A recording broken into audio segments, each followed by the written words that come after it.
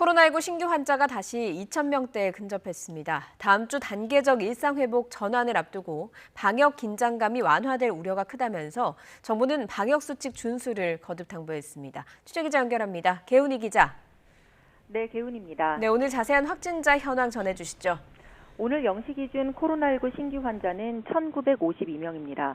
하루 전보다 680여 명이 늘며 다시 2,000명대에 근접했는데요. 주말과 휴일 이후 신규 환자가 늘어나는 패턴이 반영된 것으로 보입니다.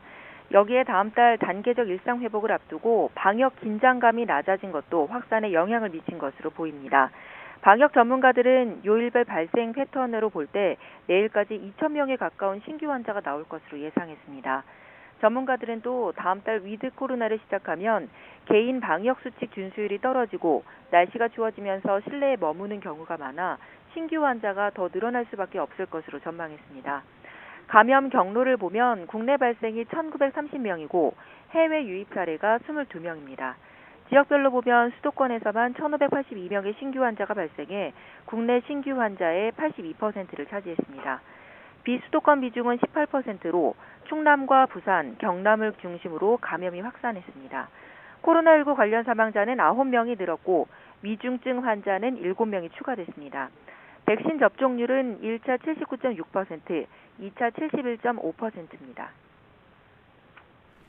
네, 정부도 신규 환자가 크게 늘자 방역수칙 준수를 거듭 당부하고 나섰죠. 네, 신규 환자가 다시 2,000명대에 육박하자 정부도 크게 긴장하는 모습입니다. 권덕철 중앙재난안전대책본부 1차장은 지난 3주 동안 감소 추세였던 환자 수가 이번 주 들어 늘어나는 양상을 보이고 있다며 일상 회복으로의 안정적 이행을 위해 방역에 대한 긴장감을 다시 높여야 할 때라고 강조했습니다. 특히 이번 주말 헬로윈 데이를 기점으로 환자가 급증하지 않도록 방역 수칙을 철저히 지켜달라고 당부했습니다. 한편 다음 달 1일 도입 예정인 백신 접종 증명 음성 확인제를 두고 미접종자를 차별한다는 등 여러 논란이 있지만 정부는 백신 패스 도입에 연기나 폐지는 없다고 못 박았습니다.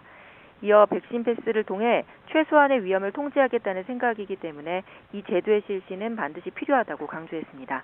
지금까지 사회 2부에서 YTN 개훈입니다.